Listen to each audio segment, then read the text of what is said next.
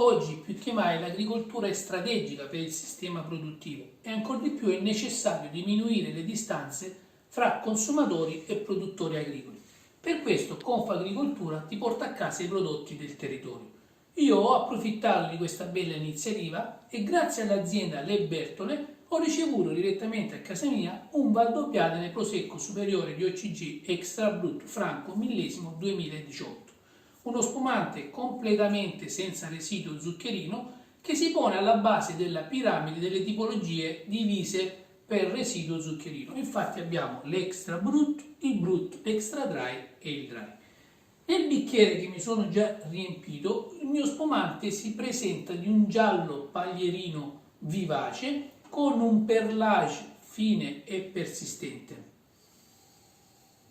Un profumo sottile abbastanza intenso, con il floreale di malva e acacia che ben si fonde con un fruttato di mela e pesca bianca.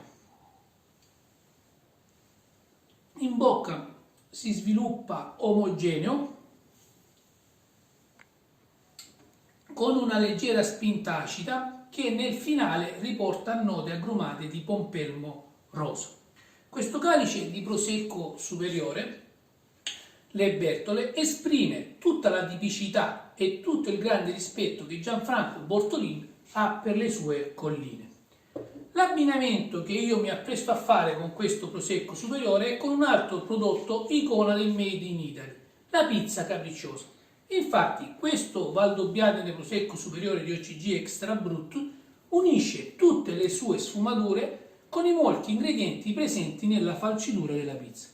Bene, nel salutarvi non mi resta di dirvi che al vostro vino ci pensa l'azienda di Confagricoltura a portarvelo a casa. Prosit!